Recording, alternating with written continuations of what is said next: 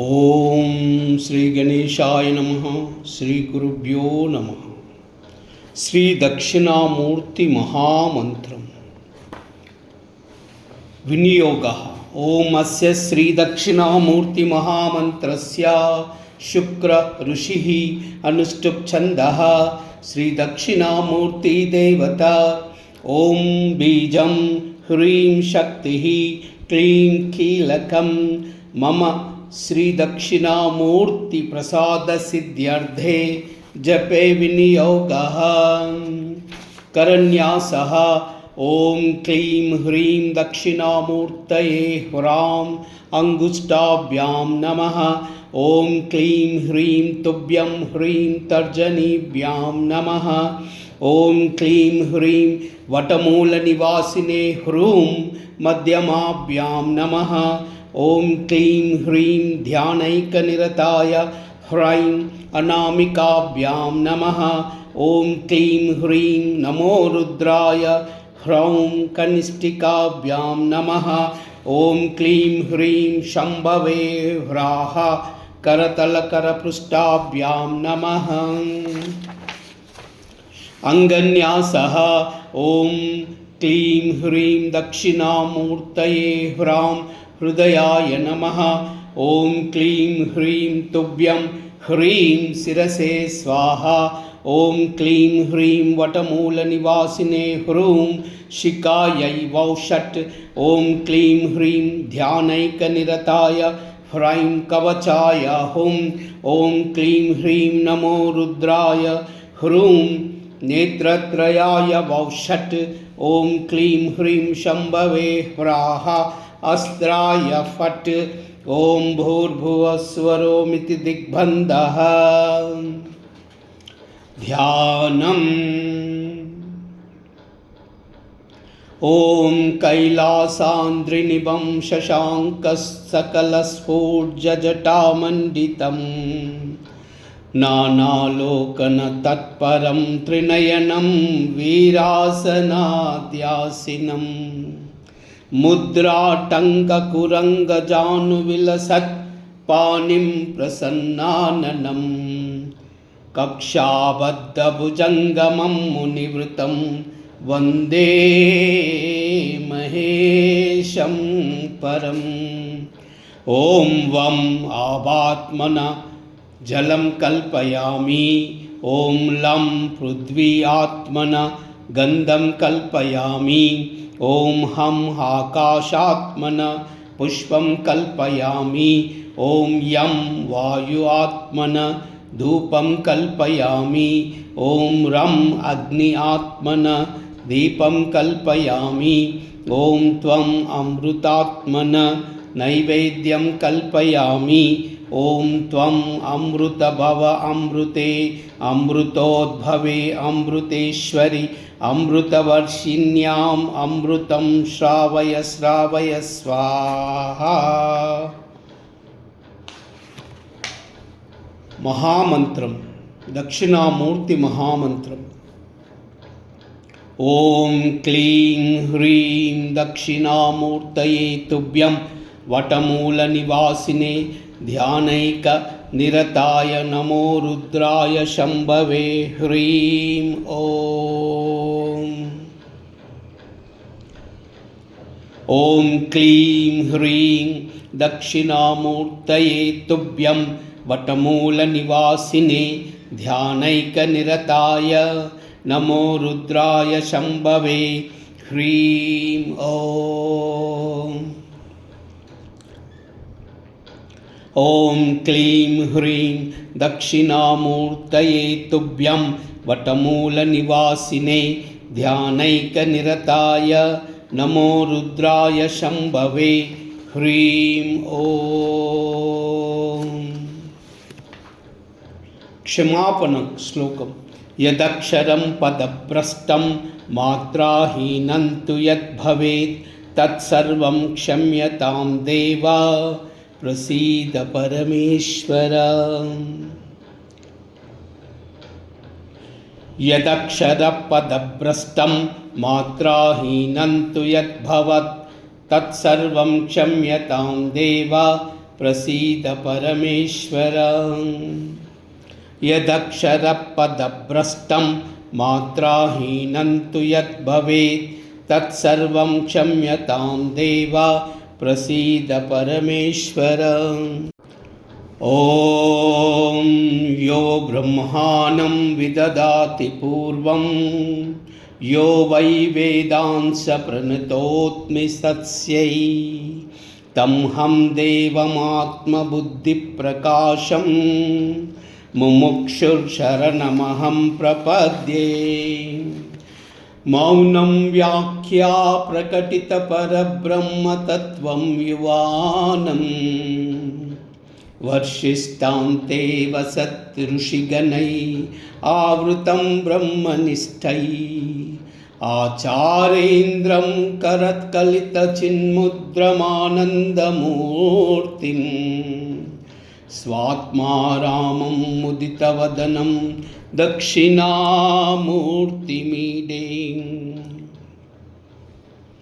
वटविटपि समीपे भूमिभागे निषन्नं सकलमुनिजनानां ज्ञानदातारमारात् त्रिभुवनगुरुमीशं दक्षिणामूर्तिदेवं जननमरणदुःखच्छेद दक्षं नमामि। चित्रं वटतरोर्मूले वृद्धा शिष्या गुरुर्युवा गुरोस्तु मौनं वाक्यानं शिष्यास्तु छिन्न संशयः। निधये सर्वविद्यानां विषजे भवरोगिणां गुरवे सर्वलोकानां दक्षिणामूर्तये नमः। ॐ नमः प्रणवार्धाय शुद्धज्ञानैकमूर्तये निर्मलाय प्रशान्ताय दक्षिणामूर्तये नमः। चिद्गणाय महेशाय वटमूलनिवासिने सच्चिदानन्दरूपाय दक्षिणामूर्तये नमः। ईश्वरो गुरुरात्मेति मूर्तिभेदविभागिने व्योमवद्व्याप्तदेहाय दक्षिणामूर्तये नमः। अंगुष्ठतर्जनीयोगमुद्रा व्याजेन योगिनां शक्त्यर्धं ब्रह्मा जीवैक्यं दर्शयन्त्योगता शिवा। विश्वं दर्पणदृश्यमाननगरी तुल्यं निजान्तर्गतं पश्यन्नात्मनि मायया बहिरिवोद्भूतं यदा निद्रया यः साक्षात् कुरुते प्रबोधसमये स्वात्मानमेवाद्वयं तस्मै श्रीगुरुमूर्तये नम इदं श्रीदक्षिणामूर्तये। बीजयान्तरिवाङ्कुरो जगदिदं प्राग्निर्विकल्प पुनः माया कल्पितदेशकालकलना वैचित्र्यचित्रीकृतं मायावीव विजृम्भयत्यपि महायोगीव यः स्वेच्छया तस्मै श्रीगुरुमूर्तये नम इदं श्रीदक्षिणामूर्तये। यस्वैव स्फुरणं सदात्मकमसत्कल्पार्धकं भासते साक्षात् तत्त्वमसीति वेदवचसा यो बोधयत्याश्रितां यः साक्षात्कारणात् भवेत् पुनरावृत्तिर्भवाम्भो निधौ तस्मै श्रीगुरुमूर्तये नम इदं श्रीदक्षिणामूर्तये। नानाच्छिद्रघटोदरस्थितमहादीपप्रभाभास्वरं ज्ञानं यस्य तु चक्षुरादिकरणा धारावहि स्पन्दते जानामीति तमेव भान्तमनुभात्येतत्समस्तं जगत् तस्मै श्री गुरुमूर्तये नमः इदं श्री दक्षिणामूर्तये। देहं प्राणमपीन्द्रियाण्यपि चलां बुद्धिं च शून्यं विदुः श्रीबालान्दजटोपमानतहमिति भ्रान्ताभृशं वादिनः मायाशक्तिविलासकल्पितमहाव्यामोहसंहारिणे तस्मै श्रीगुरुमूर्तये नमः इदं श्रीदक्षिणामूर्तये। राहुग्रस्तदिवाकरेन्दुसदृशो मायासमाच्छादनात् सन्मात्राकरणोपसंहरणतो यो भूत्सुषुप्तपुमान् प्राक्स्वाप्समिति प्रबोधसमये यः प्रत्यभिज्ञायते तस्मै श्रीगुरुमूर्तये नमः इदं श्रीदक्षिणामूर्तये। बाल्यादिष्वपि जाग्रदादिषु तदा सर्वास्वस्थास्वपि व्यावृत्तास्वनुमर्तमानमहमित्यन्तःस्फुरन्तं सदा स्वात्मानं प्रकटीकरोति भजतां यो मुद्रया भद्रया तस्मै श्रीगुरुमूर्तये नमः इदं श्रीदक्षिणामूर्तये।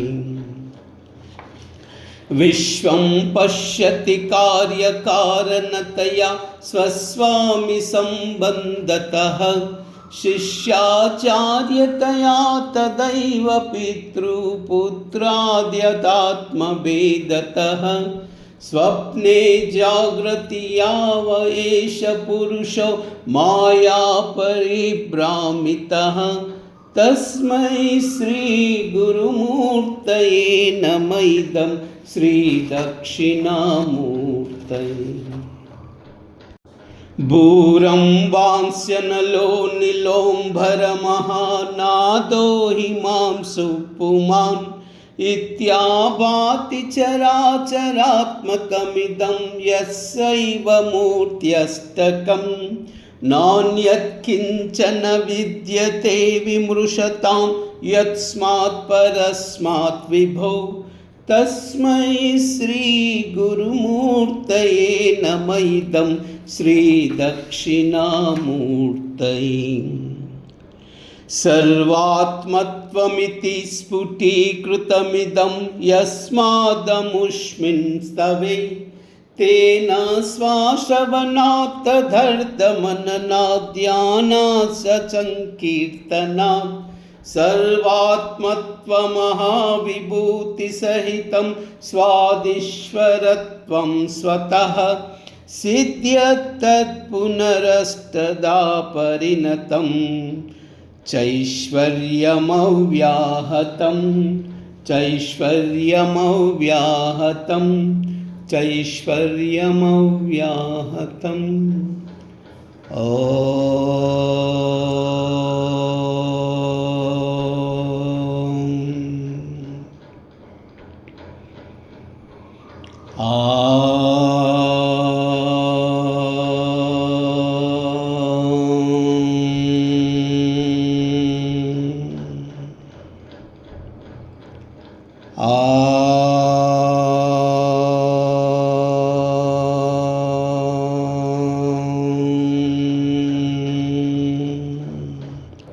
सर्वमंगल।